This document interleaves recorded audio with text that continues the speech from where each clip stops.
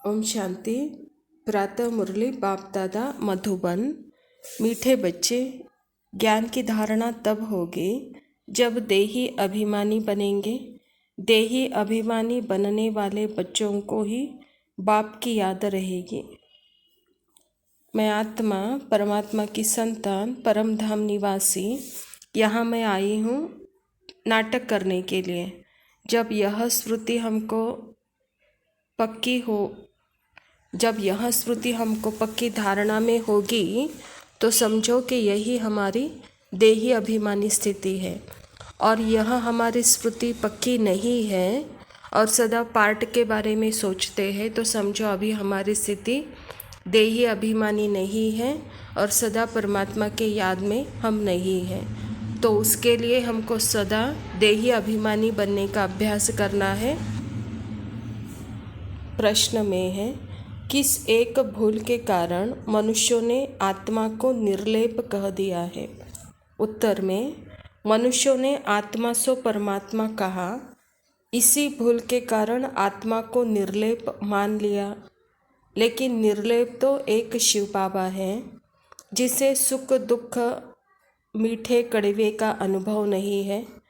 आत्मा ही कहती है फलानी चीज़ खट्टी है। बाप कहते हैं मेरे पर किसी भी चीज़ का असर नहीं होता।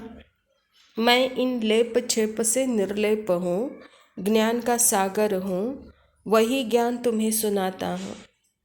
आत्मा जब इस धरा पर आती है अपने स्वधर्म को भूल 4 अवस्था यहाँ पार करती है। सतो प्रधान, रजो, तमो। इन चारों अवस्थाओं में जब हम आते हैं तो अपने श्रुति से भिन्न है, अर्थात श्रुति नहीं है। जब हमारी स्मृति ही नहीं है तो सब पार्ट की स्मृति है तो हम निर्लेप नहीं हैं। परमात्मा आते हैं तो अपने स्मृति में रहते हुए पार्ट करते हैं।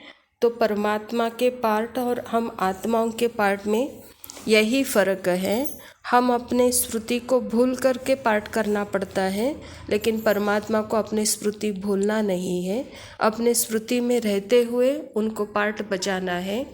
इसीलिए सुख दुख के पाठ में वह नहीं आते।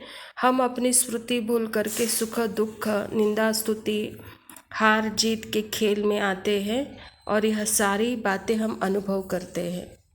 गीत है, तकदीर जगा के आई हूँ। धारणा के लिए मुख्य सार है, चित्र को भूल विचित्र बन, विचित्र बाप को याद करना है। देह सहित देह के सब धर्मों को बुद्धि से भूलना है। देही अभिमानी हो रहने का अभ्यास करना है। मैं आत्मा विचित्र, मेरे पिता परमात्मा भी विचित्र। तो विचित्रता का अनुभव करने के लिए पहले तो हमको विचित्र बनना है। मेरा कोई चित्र नहीं, मैं निराकार निराधार और परमात्मा विचित्र, उस निराकार को विचित्र बन करके हमको याद करना है। दूसरा है, देवी देवता धर्म का सैपलिंग लग रहा है, इसलिए पावन ज़रूर बनना है, दैवी गुण धारण करना है।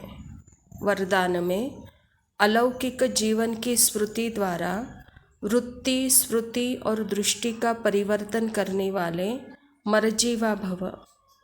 ब्राह्मण जीवन को अलौकिक जीवन कहते हैं।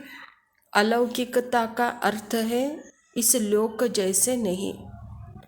दृष्टि, स्मृति और वृत्ति सब में परिवर्तन हो। सदा आत्मा भाई भाई की वृत्ति व भाई बहन की वृत्ति, हम सब आपस में एक परिवार है, यह वृत्ति रहे। और दृष्टि से भी आत्मा को देखो, शरीर को नहीं, तब कहेंगे मर्जीवा। ऐसी श्रेष्ठ जीवन मिल गई तो पुरानी जीवन याद आ नहीं सकती। तो बाबा कहता है इस अलौकिक जीवन में वृत्ति, दृष्टि, स्मृति सब परिवर्तन हो, जैसे कि इस लोक जैसे नहीं का अर्थ ही है लौकिकपना नहीं, देहाभिमान की बातें नहीं, देहाभिमान की स्मृति नहीं, सदा आत्मलोक में ही स्मरण में रहे, आत्मलोक की ही स्मृति और उसका ही चिंतन, तो यह अलौकिक वृत्ति वाले, अलौकिक स्मृति वाले और अलौकिक दृष्टि वाले तब कहेंगे यह मरजीवा है। स्लोगन है, सदा शुद्ध फीलिंग में रहो तो अशुद्ध फीलिंग का फ्लू पास आ नहीं सकता। आत्मा की स्मृति यह शुद्ध फीलिंग है और देह के भान यह अशुद्ध संकल्प चलाता है। इसीलिए सदा शुद्ध फीलिंग में रहो कहता बाबा। ओम शांति।